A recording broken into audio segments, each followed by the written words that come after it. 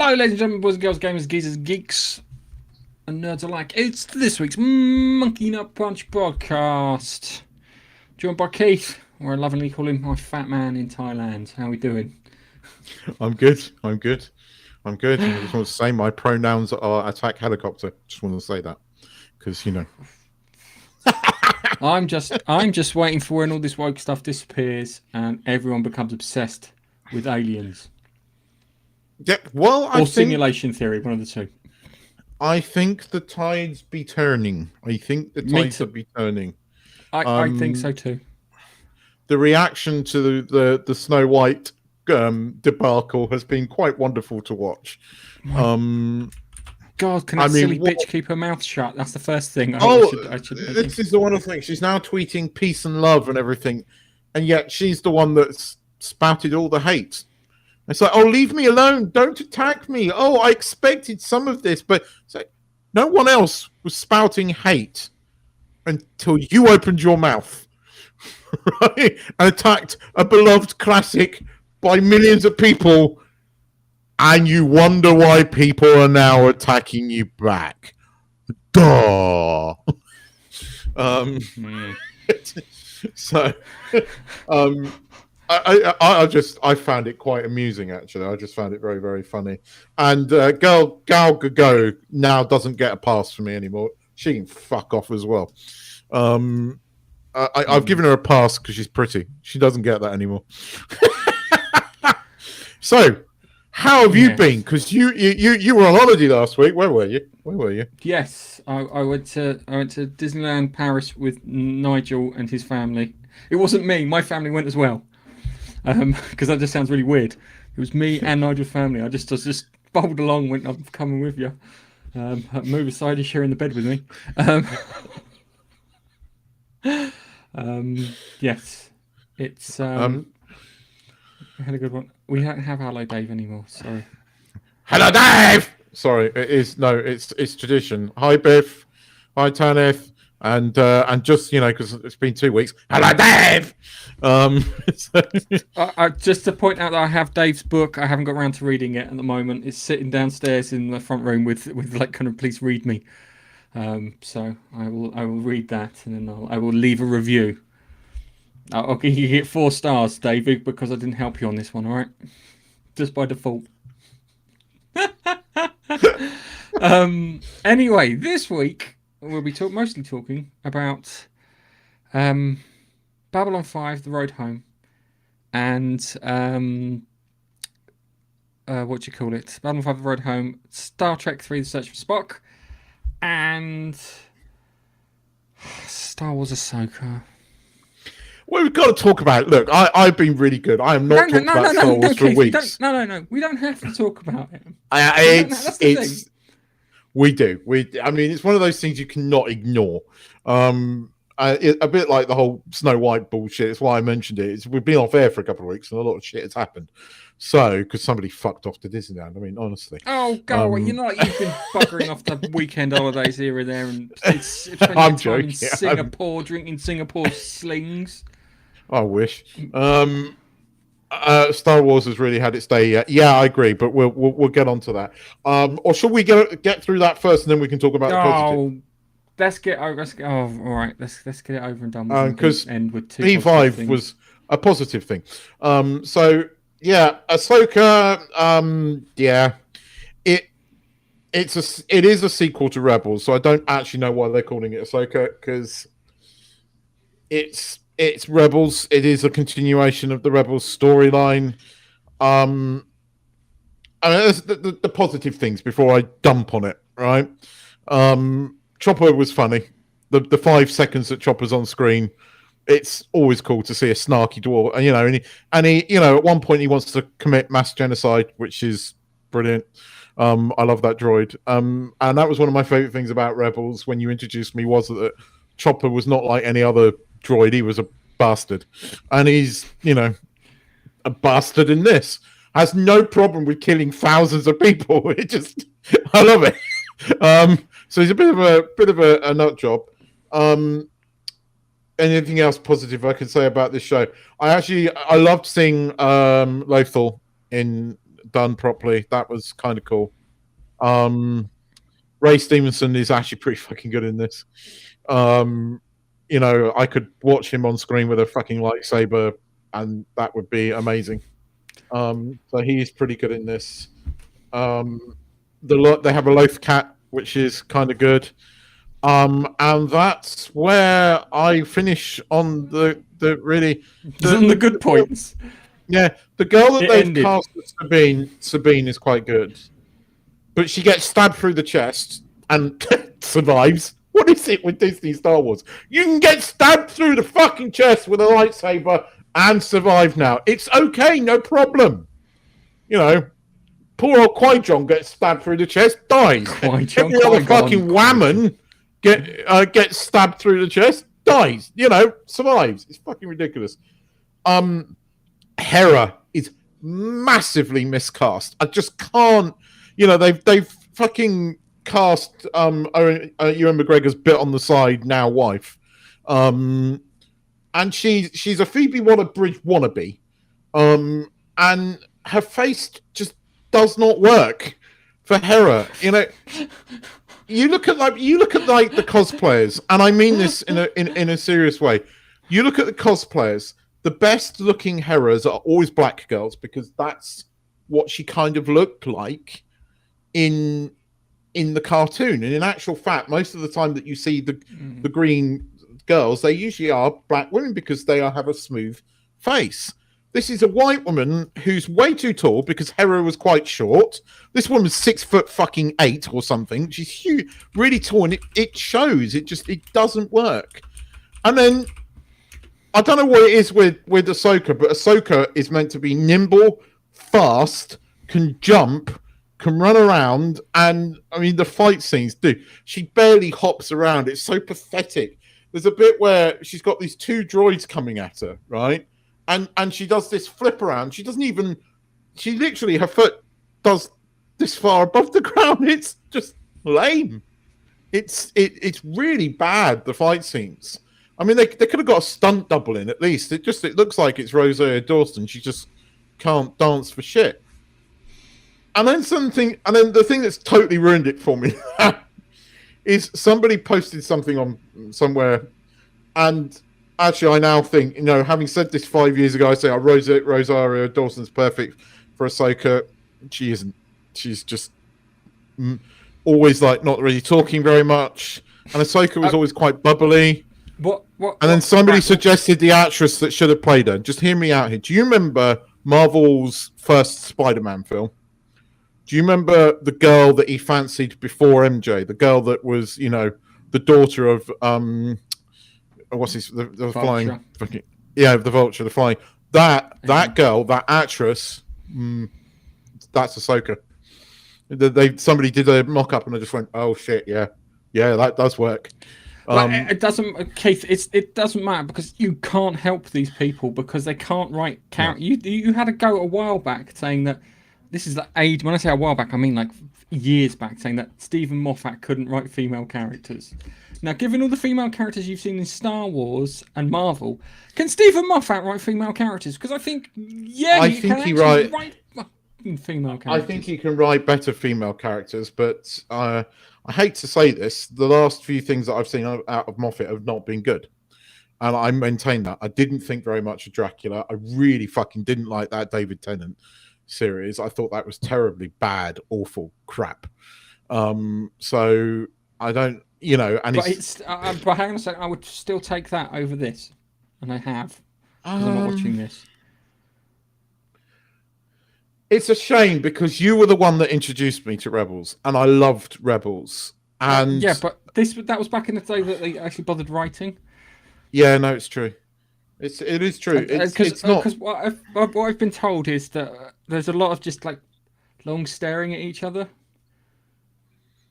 and long walks. There's a lot. Runtime. There's a lot that happens. I mean, the first episode there quite a bit happens. But it just... Had we not had a really shitty season of The Mandalorian and that fucking farce that was Obi-Wan Kenobi TV series, in fact, if we'd not had the the Mandalorian full stop. If I'm actually being honest, now I look back at it, if we just had like, what's its fate, Andor, right, and we got they carried on the cartoons in the background. We had Andor as a series, and that had been it. Possibly you would have looked at this in a different light. But no, it's not good. It's she doesn't feel like when you saw her in the Mandalorian, she did feel a bit more Ahsoka like. But I liked the character of Ahsoka Tano. I think she came into her own in Rebels, and here she's just portrayed as this moody person. It just doesn't work. All three of them are moody. Yeah, I don't get me started on Hera. I mean, I've said what I've said about Hera. She's massively miscast. This actress is not Hera for me. The only one that's been, I think, correctly cast is Sabine. Sabine works, especially when she cuts her hair short. I can see Sabine there. The guy that they've cast as Ezra sounds like Ezra, and sort of looks a bit like Ezra. You only see him as a hologram, but he sounds like Ezra. The rumor is that they're bringing what's its face back, and it's the same voice. Well, they've already done that in Mandalorian, so at least there'll be recognizable voices. But meh. I mean, I shouldn't feel like this about Star Wars. It's got Wes Chatham in there. Yeah, it's got David Tennant in it.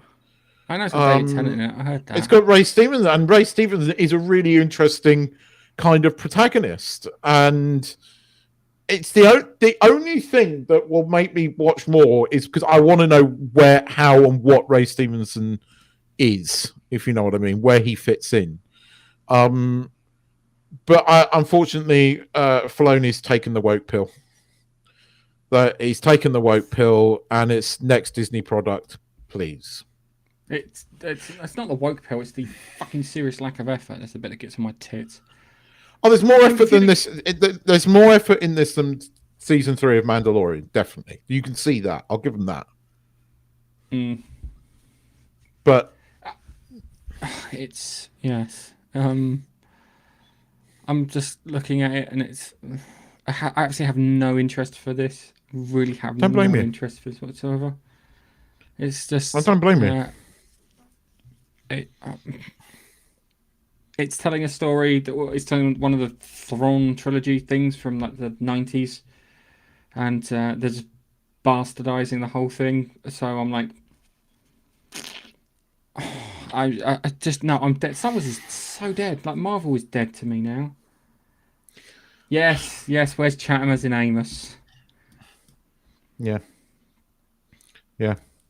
Although I saw an interview with him the other day where they were doing a live stream about the game that's come out. I love him, actually.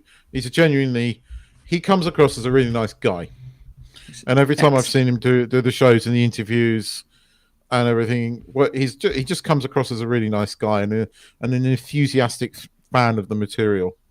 No, Tanith. Well, look, if you're going to pick any of them, this is the better one outside of Andor. This is probably the best one outside of Andor that they've done, but that isn't saying much. Here, Biffa says Star Trek is dead and Doctor Who is dead. Well, you say that, right? But then we got Picard season 3, okay? And Picard season 3, we were genuinely enthusiastic about. And if they bring back Terry Matalis, right, and he does Star Trek Legacy, you know we're all going to watch it. And we're probably going to love it. All it takes, you say this about Star Wars, and I do agree with you. It's the same with Marvel, but I damn well know that if they get some kind of, well, you know, what's wrong with you?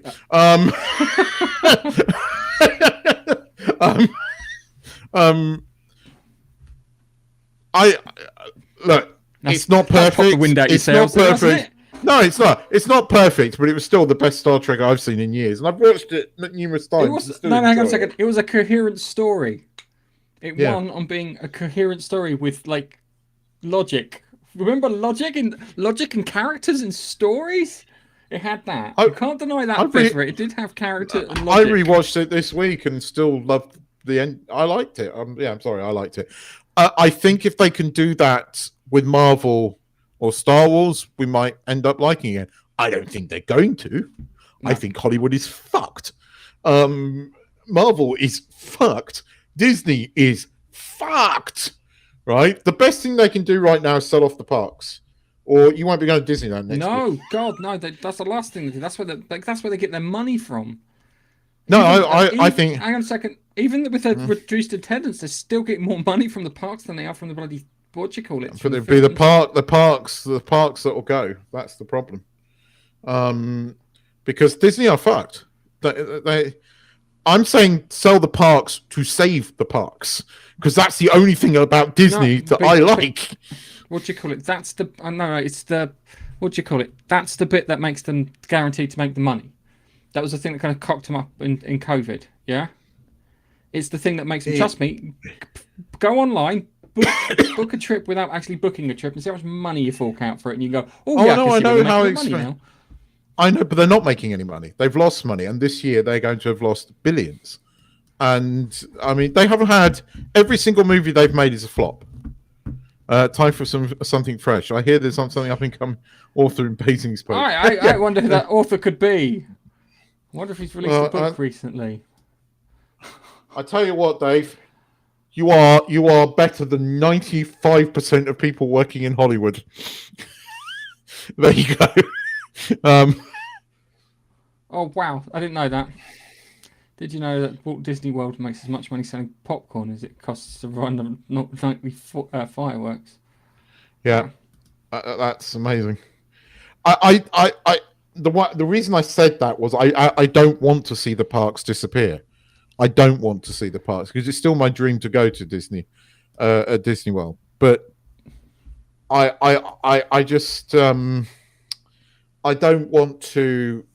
I want Disney as a company at the moment to die, and I don't want the parks to die. That's because I hate Disney, what they've become. I'm sorry, I do, but I love the parks. But they or the idea of going to the parks. They need to bin all their fucking management, top to bottom.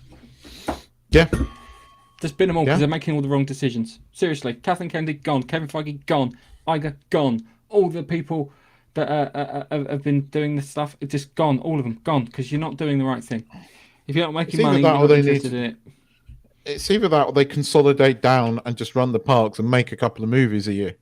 And stop making fucking remakes of your cartoons and employing stupid fucking bitches that, just shit on everything you've done before. And don't fire them immediately. I mean, this was done back in D22 or D23 months ago. It's only come back up because there's no news because everyone's on strike. Well, stay on fucking strike. The only thing that has pissed me off, right, about this damn strike is I have to wait till 2024 to see June 2. Pissed me off, right? And the fifth fucking book I've been waiting for in a series is not coming out because for some fucking reason, and I don't quite understand this, the guy that does the narration on Audible won't do any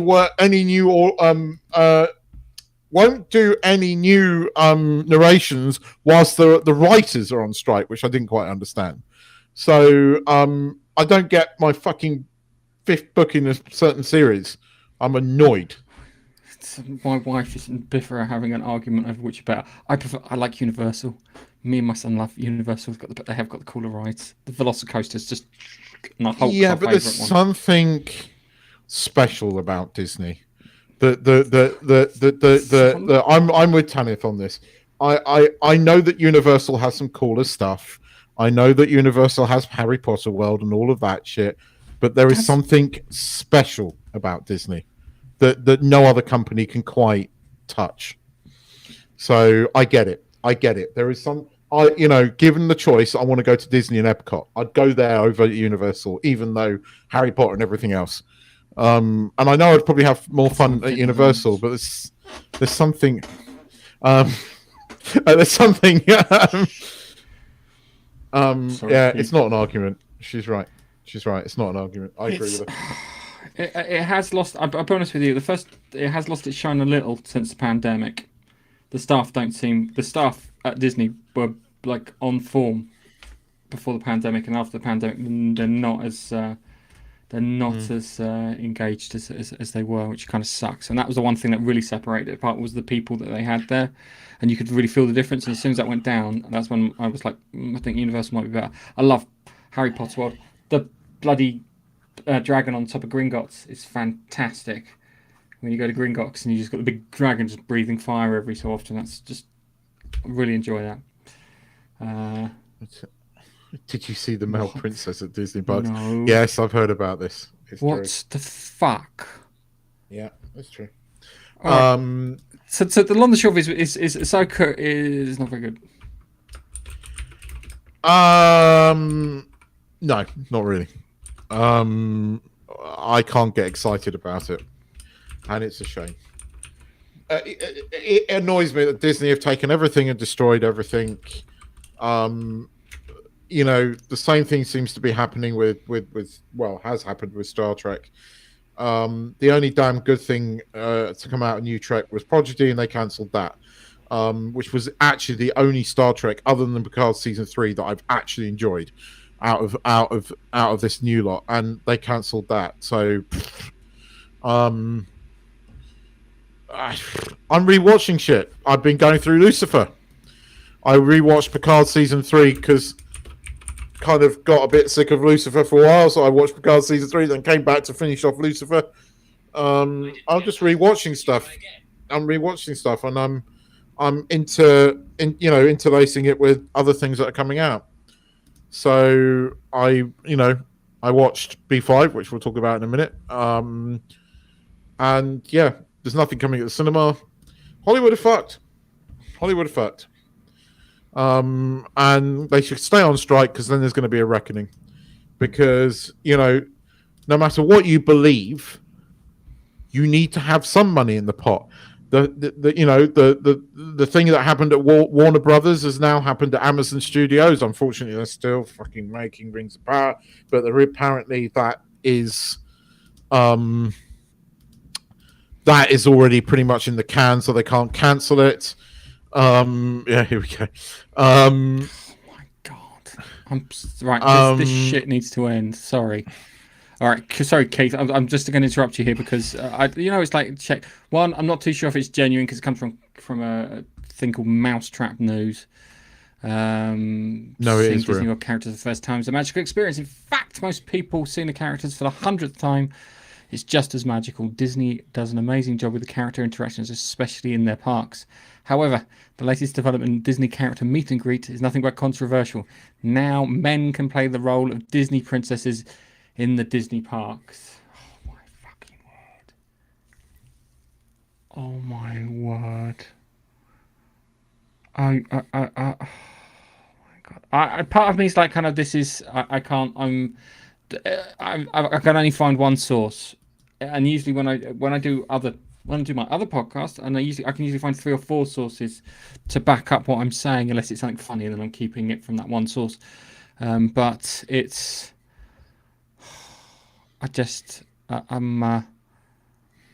no, I'm sorry. It's no, don't, please, for God, love of God, don't do it. So part of me thinks there might be a touch of bullshit. Maybe it was brought up in a meeting. Someone said I've heard about it, nothing happened. I've heard it. I'm not on that source, but I can't find it at the moment. But Amazon although Amazon renewed the Peripheral, it's now been cancelled, and several other things at Amazon have been cancelled. Unfortunately, Rings of Power hasn't fallen into that The chat. Peripheral's been cancelled. Yep. Okay. Oh well. I kind of enjoyed the Peripheral, but yeah, it wasn't. It was a clear, like, mid TV series. It was renewed. It was enjoyable. Went into production, shut down. They've cancelled it. They're blaming it on the thing to save face, but apparently Amazon, the way they've been renewing things and throwing money, well, the money's running out. And the same is going to happen at Netflix. The same is going to happen at Netflix. The same is going to happen at Disney. You haven't seen it fall yet, but there is now rumors of an FCC investigation because there is now evidence to show that they've been inflating figures, which is illegal. So there it's is Disney that magic, Keith. It's well, Disney it's gonna be. magic, Keith. That's what it is. You never know. We might get a mugshot of Bob Iger before long. Oh my God. He did look like the Grinch. I'm not going political, but he did look like the fucking Grinch in that. Do you know what gets me? Is he keeps trying to blame bloody Bob Chapek, and it's like, no, you made that decision, you dumb fuck. But let's talk about something positive now, because yeah, I watched B5. Good. It was good. Let's leave it there. So it was really good. It was really good. I enjoyed it. There was a few annoying things in it. I found the person who voiced Delenn quite annoying, because she went all Spanish. And it's like, she could head towards some kind of like Eastern European, maybe Yugoslavian accent, which she had.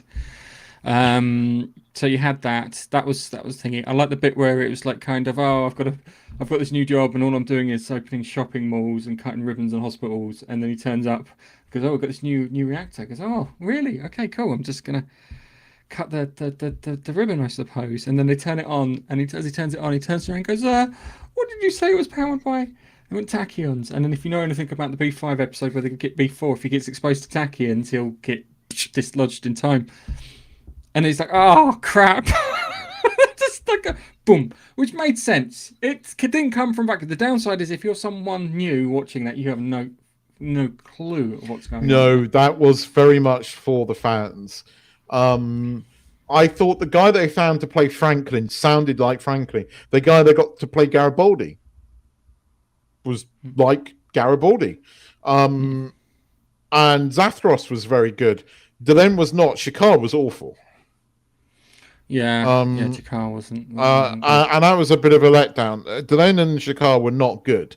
But there were moments I loved where I think he was when he arrives in that sort of alternative near the end reality where it's young Sheridan and they've never heard of the Shadows, and under his breath he goes, call Zathros. Who's Zathros? No one listens to Zathros. But Sheridan does the impression. That made me giggle. That made me giggle. And I loved that. I loved that scene. There's a couple of things that I really noticed, right? Even though this was a cartoon, P5 really got kind of cool and detailed, and the fucking shadow ships, right? They had a shitload more detail on them. Like, I didn't more like detail. That. I didn't like that. I like the idea that they kind of blend in with the background. You have trouble seeing them unless they're in hyperspace, and they look like you can get stabbed by them. So I wasn't too sure. The little fighter things I was fine with, but it's kind of, they went a bit OTT rather than, you know what I mean? Yeah, I'm a massive fan of those original shadow ships. I'll give you that. Yeah. I would like to have seen more of the, what's its faces, the White Stars, and we didn't get enough of that. But look, it was a good B5 story. I like Zathros. No one listens to Zathros. And I love that we have. I always liked Zathros, and so I was like, I like that we got a lot of Zathros in this. We didn't get enough of Ivanova. We did not get enough of Ivanova. Which was a shame. And I found the whole scene where the Vorlons are going to destroy Earth by crashing the moon into it, and so that bit with Ivanova and what's his face there, Londo, I found that really quite odd. It just felt a bit silly. I get where they were coming from. In regards to the silliness of it, but it did actually make sense. It was like kind of why waste our planet killing? What are you doing? Why waste? You opened up a window and it opened up all the way over there. Yeah. Yeah. Yeah. Okay. Why waste our planet killing ray destroying a planet? We can just push a moon in there and save some energy. That I got that. I liked that. I liked seeing the. Because it was like there was a bit wish listy in there, because it was like the Icarus waking the shadows up for the first time, which is probably something he wanted to show, but budget wise he couldn't do, or production wise he couldn't do. So we got that in there, which was quite good. He also did the invasion of the station from the B4 thing, where you get the signal come through the rift, where you got Ivanova saying, "Oh no, they're killing us," and then you've got them invading the station. I think when Tanith was watching it, she had trouble with the fact that Sinclair just instantly was like, "I'll trust you, Sheridan." That was like kind of. The guy they got to do Sinclair sounded like him. I mean, this was the thing. They found actors that really sounded like Franklin. Garibaldi sounded like Garibaldi. In fact, I thought if I hadn't known the actor that was played Franklin had died, I would have thought that was him. That voice was so uncannily good. So why the hell couldn't they find just decent people to play Delenn and Shakar? I mean, Shakar was just bad. It's quite a hard actor to follow. Yeah, but there's enough impersonators out there. There's very good impersonators out there that I think could have done a better voice. Yeah, it was, and yeah, it's. I did think it was very, it's very kind of choppy because of the way they did it, but it was not choppy, unexpected choppy. But it was because it was going backwards and forwards, and then you had the end, which I thought was a bit lovey-dovey towards the end, where it was the thing chasing him down was Delenn trying to rescue him all that time, which was sweet and then when you hear her talking, like, oh no, you fucked up. Because I always remember I listened to some of the commentary on the B5 DVDs, and there was a great one where you had, I think it was Sheridan, Ivanova and Garibaldi.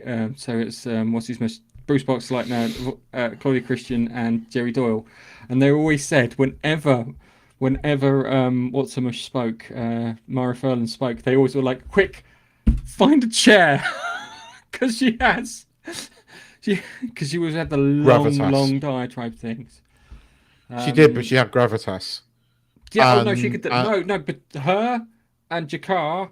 And even in Peter Jurassic could deliver those long monologues and do really well at it. But you see, I loved Shakar. I always loved Shakar as a character. I like most of the characters in it. But Shakar was one of my favorites. And so it was a letdown in the cartoon. The cartoon, the way the way he looked in the cartoon didn't look like Shakar. Shakar was much sort of chubbier in the face. And they made him very narrow. Whereas Sheridan looked like Sheridan. Like a big fella. Yeah. He was. I mean, he was a big bugger in real life. He was, yeah. It was weird because apparently he'd get into costume and then he'd stay in costume, he'd stay in costume as long as he could. So he'd greet the families and the children. And everyone said that when babies saw him, they would just be mesmerized by his eyes, because he's got those big red eyes.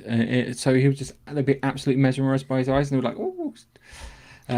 They had Bill Mummy in there from Lost in Space, who played Lanier, and he said, because I watched the extras, and he was like, "Kind of, I'm definitely coming back because I don't have to put any bloody makeup on. You can just phone me up and I'm there."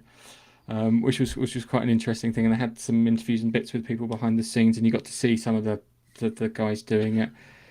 And it was the people they hired seemed to have some reverence and some understanding of the characters, and they didn't just hire any old duffer. They had to know what they were talking about. So that was a good thing. It's supposed to be where is it? Where is it? Biffa put in, there you go. It's supposed to be pilot for a future TV series. I'm hoping it is, even if it's just a string of TV movies and we get like one a quarter. I can live with that. I mean, there's so many things, because it was meant to be rebooted. Then this came out, so and they still haven't said the reboot is dead. So I don't know. The thing is, I don't think you can reboot it. I just think they need to recast the guy that voiced Shakar and the guy that voiced Delenn. If they can find actors that get closer to those voices, it works for me.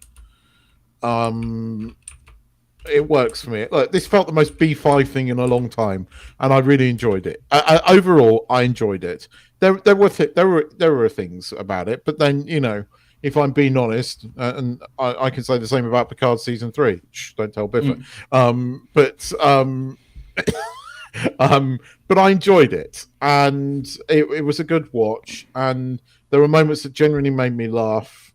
And it's funny, you just reminded me of something completely different, but I'd forgotten this. Star Trek is the best. When you were talking, no, it was Lucifer scene. When you were talking Okay. about the actor that plays Shakar calming down babies, I've forgotten Mm. the scene in season 5 of Lucifer where he puts his devil face on to calm down Charlie, Amenadiel's son. And there's Mm. a bit where they've actually filmed it, and the thing going, and that's the devil. This baby's going, like that. That makes me laugh my head off. But no, I enjoyed this. I enjoyed it. The shadow ships didn't bother me as much. I thought there were some cool extra details in places. And I thought B5 just looked that end scene of B5 just looked really cool. And the extra detail that had gone into the animation there. Biffa is right. The ending was a bit surprise whammon. Ah, It but was a bit. no, it wasn't. It was surprise. It was It, love conquers all. It was hippie shit. It wasn't woke shit. It was hippie shit. We can go and admit that it was hippie shit. Love conquers all. Blah blah blah. Which I'm fine with because I miss the hippie shit. I understand I the hippie shit. I hope you're right, but I also can see why he perceives it that way. Because Oh yeah, at no, first, no. I kind of did as well. I'm giving it a Given pass. everything, given Mm. everything, and given the age of JMS and all the stuff that I've seen him write, it's fine. I can Mm. live with that. That's it. It No, I made agree. sense. It didn't come out of nowhere. Especially if you watched B5. Maybe if you didn't watch No, no, B5, it was. But it was. I enjoyed it. agreed. It didn't come out. It was kind of earned. I will get. Yeah, you're right. You're right. The Sheridan and Delenn did love each other very much. So yes, and that had been well established in the first few seasons. So yeah, no, you're correct. But I enjoyed it. I'm assuming you did. You liked it. You were quite positive about it when I hadn't seen it. So Yes. Yes. The yeah, downside is that it doesn't work as a pilot for something new. It really doesn't. It's a very yeah. fan servicey thing. But I think there's enough B5 fans out there that would watch this.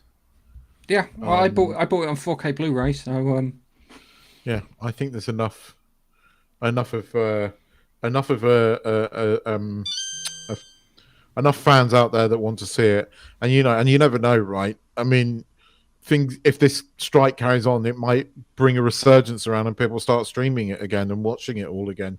I've got the whole lot through Apple TV, so I'm thinking I might go back to B5 for like the umpteenth millionth time and start watching it again because there is just nothing good. So, and I like watching stuff that I like. So, fuck it. anyway, talking about not having anything good to watch, you were given some homework in I did. regards to watching Star Trek 3, I did watch it. which I get annoyed at because people think this one's crap and it's not. No, it's not. Because it's always the odd. Because it's only called crap because they want to go, oh, the odd number Star Trek's is shit. It's like fuck off. You're a strange shit. Um, yeah. No, it's not. So In fact, there's some really good moments in it. I mean, it it it, it is really good. It's yeah. So this is Leonard Nimoy's first directorial debut for a Star Trek thing film. Apparently, his son was in it somewhere. Adam Nimoy, who's married to Terry Farrell who played Dax in Deep Space Nine. Also directed a lot of B5 episodes too. Um, yeah, I knew that. I did know that. so just as a thing, and it's quite good because it's an episode that it's a film that he's barely in, so it's perfect for him to direct. Um,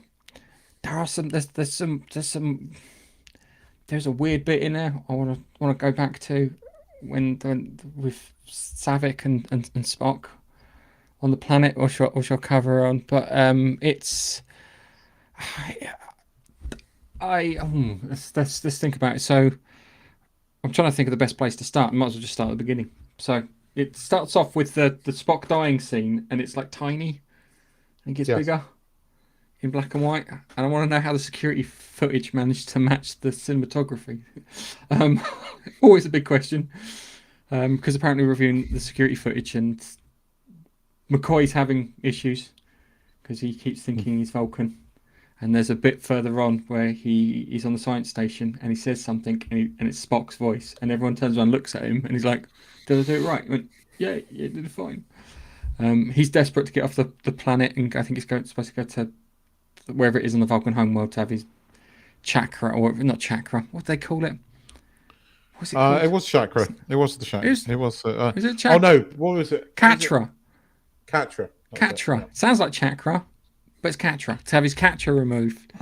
And then you've got I always hate the Birth class. Right, one of the ships I dislike most in Star Trek is the Birth class Star Trek. So you've got the Grissom. They just always look crap. Sorry if I got stationed on a Birth class ship. Like a Constitution, fine. Galaxy class, fine.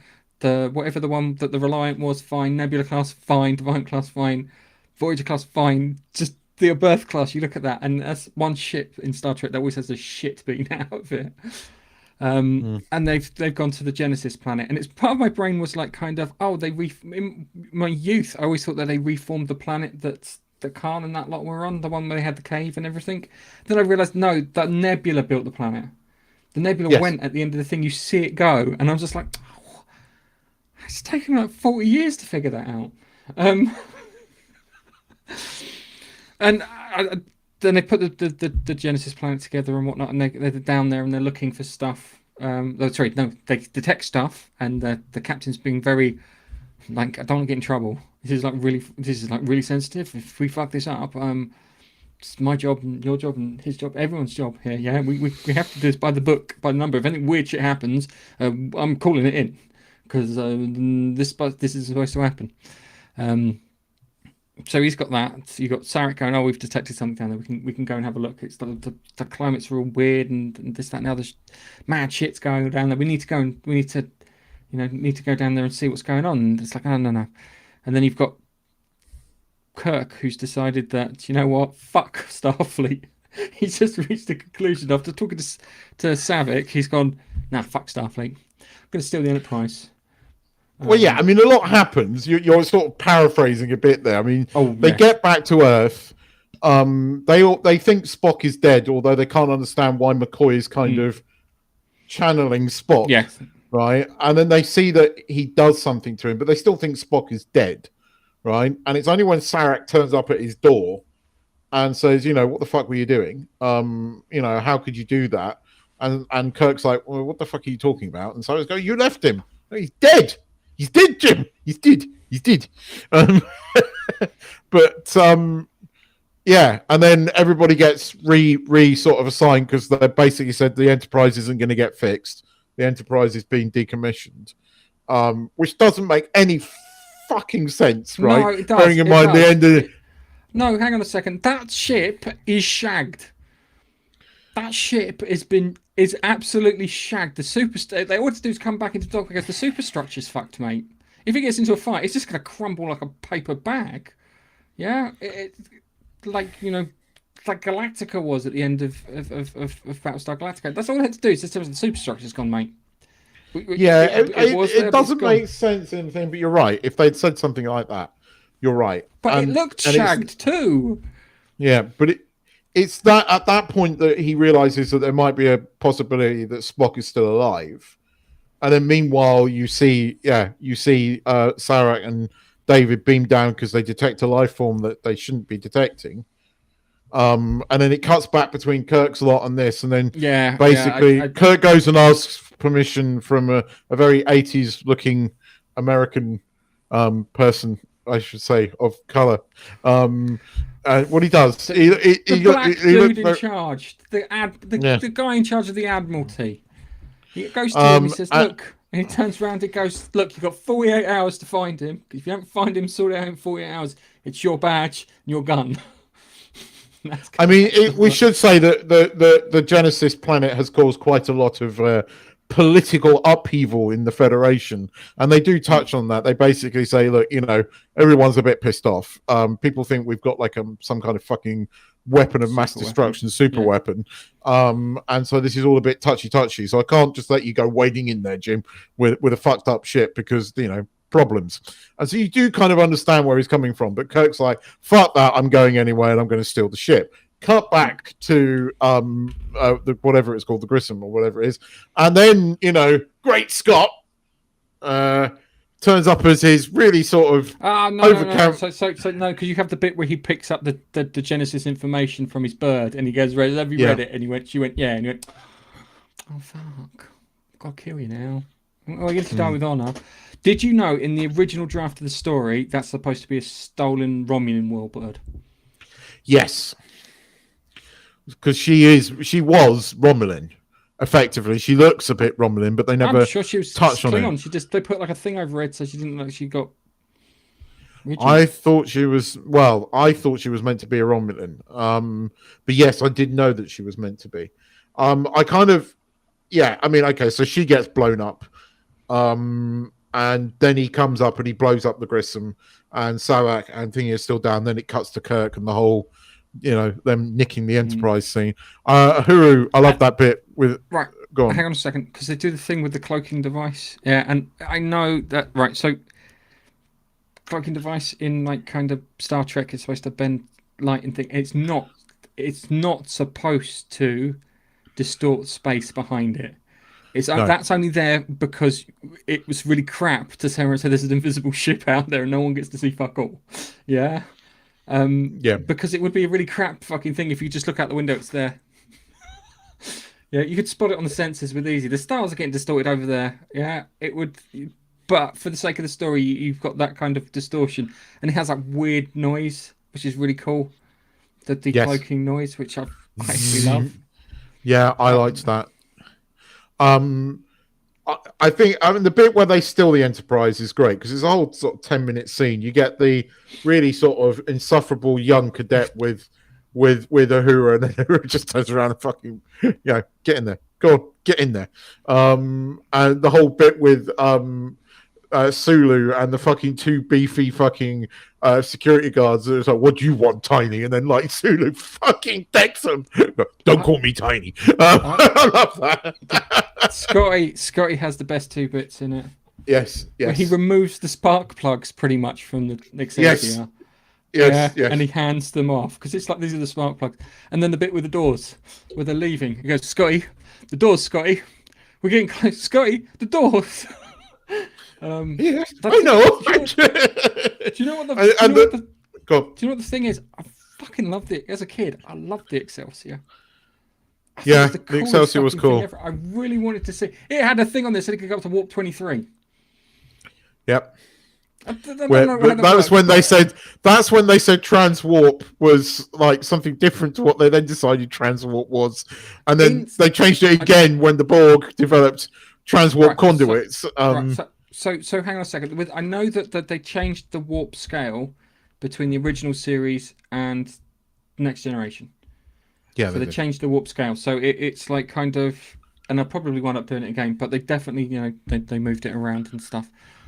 So yeah, it was. The stealing scene though is really good. I mean, the stealing scene of the way they steal the Enterprise is really good, and the whole sort of like sneaking around, the breaking out of McCoy because he's been arrested after bumping into going into a bar and getting into a fight with a dodgy looking alien, and the whole stealing of the Enterprise scene is really good. Then obviously they best speed to Genesis, so they turn up at Genesis and basically discover no ship, and then there's some shenanigans going on, and then and then you have Christopher Lloyd's Krug. Yeah. Which he set the benchmark from Klingons all the way through to Discovery. He set that benchmark. That's how that's how Klingons were played all the way through. And there's some bits in there where it's like I always find it stupid when a leader kills one of their crew for failing them. Because it's like kind of we're going to stick up with this shit. Yeah, I always feel that there's more of them than one of him. Yeah, but at the same time, he's running a top secret mission and he can't fuck up because he fucks up. Everything goes to shit. He is a bit arch, but he's a bit arch in a good way. It's good arch. It's good arch, really and you know, when they basically, you know, he fucks up the Enterprise a little bit more, but Kirk being Kirk, you know, fucks him up back. I'd love that. I love that because it's we still got David's death that we haven't covered quite that, but it's the fact that when the guy David's gets on death. board, yeah, David's death happens after he blows the David's Enterprise up. No, it doesn't. No, It before the happens Enterprise before. up. Yeah, Yeah, it does. David's death doesn't. That's one of the Yeah, reasons they he blows fuck it each up. other up, so it's a bit of a stalemate, right? They can't shoot at each other. It's a bit of a stalemate, and basically the way Christopher Lloyd's character Klingon sort of breaks the stalemate is by taking, you know, hostage all of the people on the planet, including Spock, because at this point Savak and David have found Spock. But then they realize that the planet's kind of dying. It's at this point that Genesis starts to break down. So you realize that Genesis is a bit sort of unstable. Yes. But going back to the thing where he decides to fuck them up, because it's like he goes, right, everyone gets the transports to the rooms. Scotty, Water Koenig, Chekhov, you stay here. Arms the self-destruct sequence, and they've managed to time it perfectly so that the Klingons transport on at the same time that they transport away, which is great because they turn up, and then the Klingons, because they don't quite understand English, but the crew understands English, and it's just like kind of, there's no one on the bridge. What do you mean there's no one on the bridge?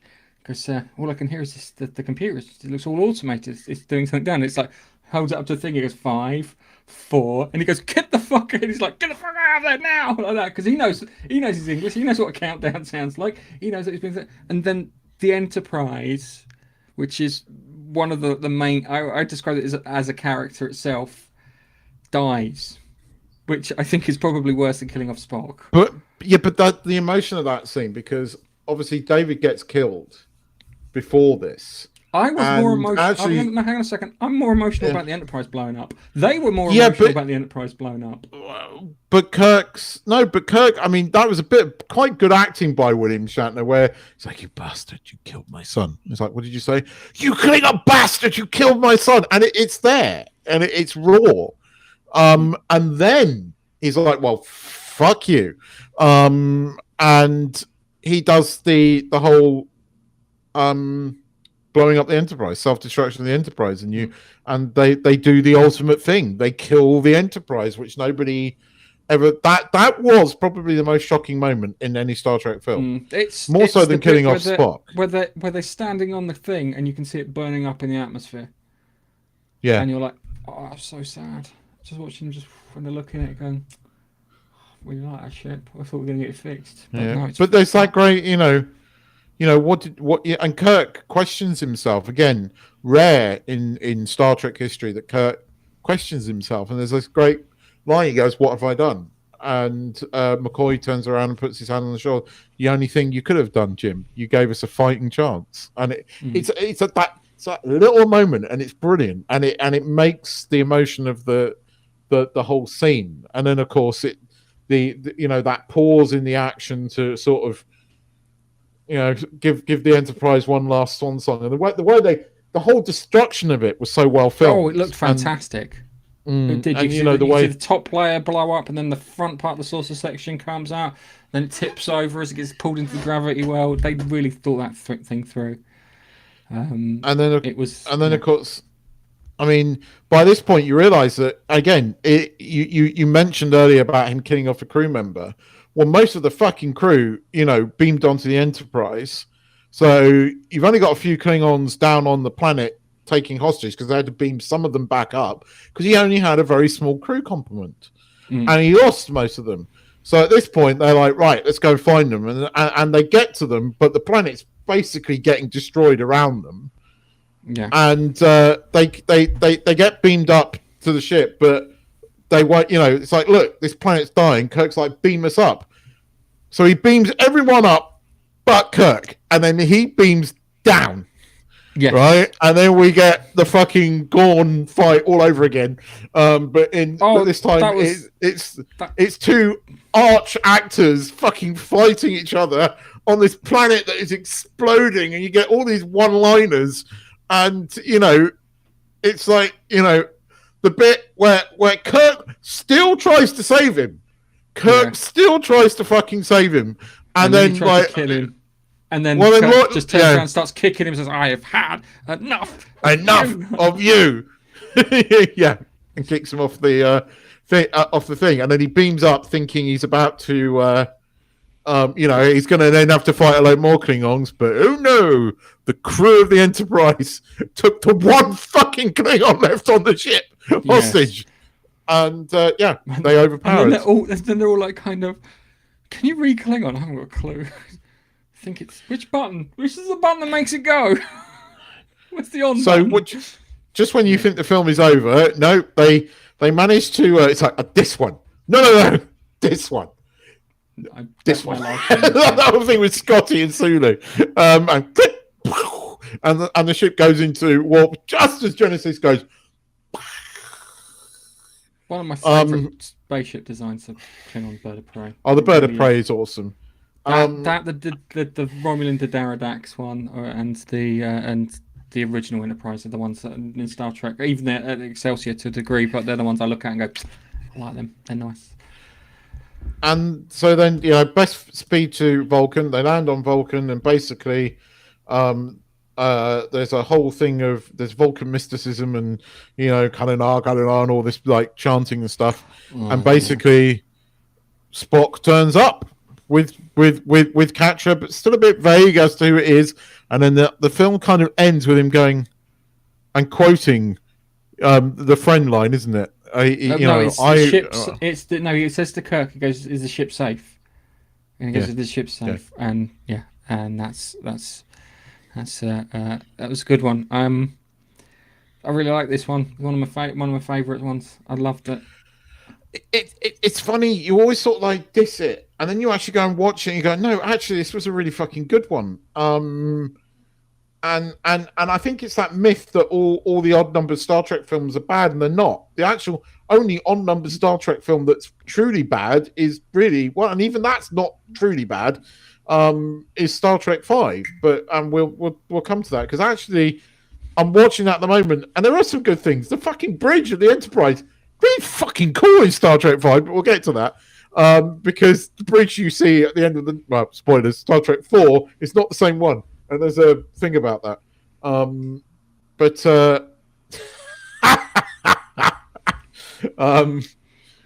Star Trek 3 was good. I like Christopher Lloyd's Klingon. He's not the base plate for all Klingons. He is, but I think Christopher Lambert's Chang kind of steals it. Christopher Lambert. Yeah, it was Christopher Lambert as Christopher Plummer. Yeah, Christopher I was Plummer. say. His daughter played bloody Chaz, not so much the bad guy in Picard, mate.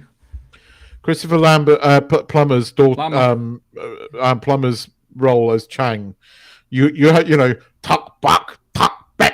You haven't experienced Shakespeare. You've heard him in the original Klingon.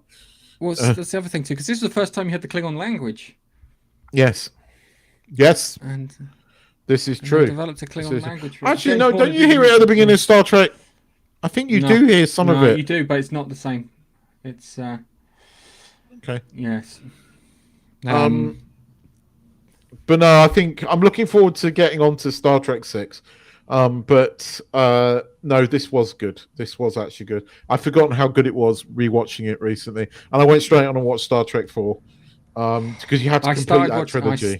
I started watching Star Trek 4. I don't like Star Trek 4.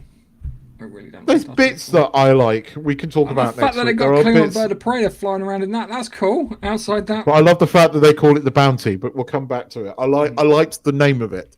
And they redid the interior, so it was a bit more Klingon. Yes.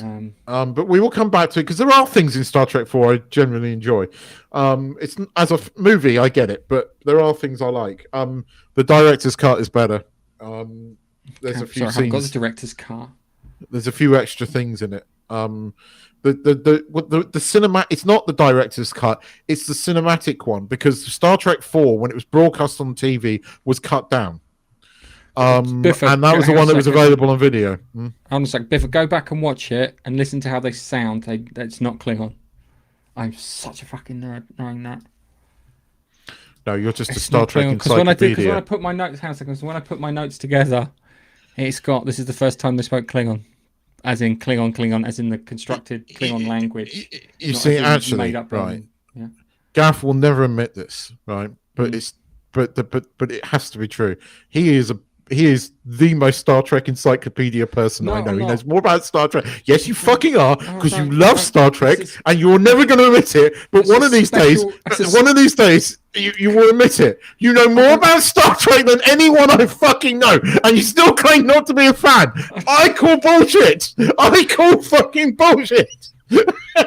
You love it. You love it. You go to bed going, "Oh, Captain Kirk," and you just won't admit it. You have a problem, and you're not going to admit it. I never knew who Gary Seven was. I'll be honest. I never knew who Gary Seven was. No fucking idea what you're talking That's about. why. That's why I don't know who Gary Seven is. My brain just went rubbish. Keep the cool shit. Forget the other. But I've enjoyed the first 3 films.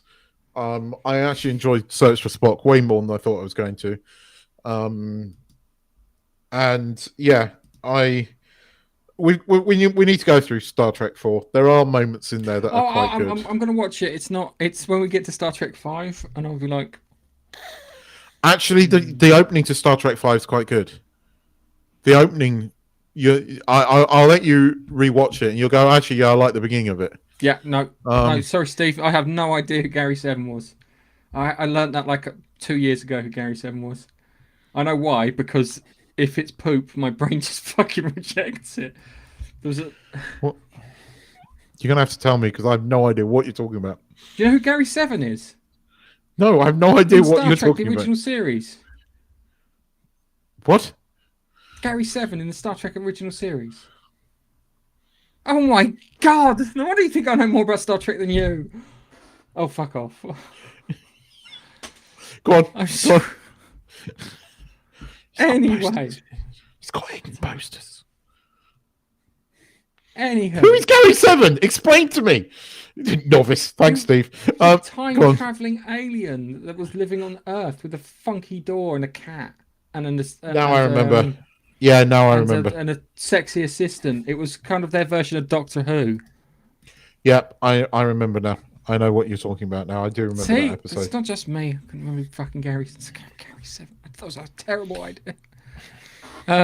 Yep.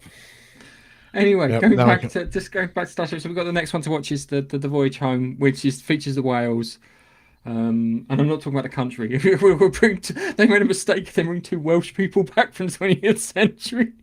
Listen, we need to hear the Welsh language. Oh boy, I think you got to watch it when you're in a good mood. But there are some brilliant moments in Star Trek 4. Right. So my problem is it's not a bad film. It's not a good Star Trek film. Agreed. But there are brilliant Star Trek moments in it. It's another film. The Star Trek characters in it. It feels like a sketch. In moments it does. Space, you know what I mean? But the ending is good. There are brilliant moments in it. I don't like it being in the 1980s of America. I found that quite jarring, the whole Wales thing. You're right, it doesn't really feel like a Star Trek, because there's no Enterprise. That Klingon bird of prey is really small. How did you fit 2 fucking humpback whales in there? Well, you can walk around it. It's that small. Sorry. True. Scotty hasn't figured out dimensional engineering yet. I wouldn't put it past him, but no, we need to come back to it next week because we need something to talk about next week. Star Trek 3, worth watching. Yes, definitely. Star Trek 4 next week. Probably won't talk about Ahsoka unless something really amazing happens, which I can't think it will. Nothing's going to happen. All you're going to get is you'll get Thrawn would have persuaded Ezra to be his Dark Jedi. That's what I've got. Well, they're saying that there was a third person that you didn't see in the trailers that is masked and is hanging around with Ray Stevens. Yeah, well, if it's Starkiller, that would be actually quite fucking cool to lift him from the game. That would be quite kind of cool. There is rumors that they could be bringing what's his face in from Jedi Fallen Order, or it's Ezra. If it's Ezra, I'm switching It's off Ezra. because Ezra. It's Ezra. It's Ezra. I Keith, know it's it's Ezra. I can tell you it's Ezra now. I know. I can tell you it's Ezra now because that's the only bloody point to him being there. He's a bloke and he just happens to be a bad guy too. And he'll die. He'll die by the end of Ahsoka. It makes me sad that this is the last thing that Ray Stevenson was in. It makes me sad because Ray Stevenson was, by all accounts, a good guy and he's quite a good actor. So it makes me Great sad. Punisher. But shame he didn't get. Yeah. Shame he didn't get proper Punisher sort of. Yeah. He did kind of proper Yeah. kind of run out as a Punisher, but hey ho. So next week, Yes. Voyage Home. See if we can find some other stuff to talk about. But yeah, it's. We got some trailers and shit to talk about next week. We're holding those over, and there was a few other bits, so I'll make some notes over the thing. There was a few things while we're off. Can I ask that you make them legible so I can read them? Thanks. Fucking fair enough. I was just watching. It's just sending me links. Anyway, sorry. Anyway, thanks to everybody who was in the chat. It's been quite lively tonight. So thank you. Even you were arguing amongst each other. That's a good thing. And no Chuck in the crowd tonight. He's in Iceland. It's in Iceland. What? As a shop from up the high street. Yeah. The frozen fruit shop, Iceland. He's gone to Iceland. He's genuinely in Iceland. He arrived this morning, and it looks amazing. And you bastard. Not jealous. Anyway. Yeah, well, thanks. And see you next week. Bye. Oh, yeah, whatever, Keith. Bloody hell. Do it properly. Bye!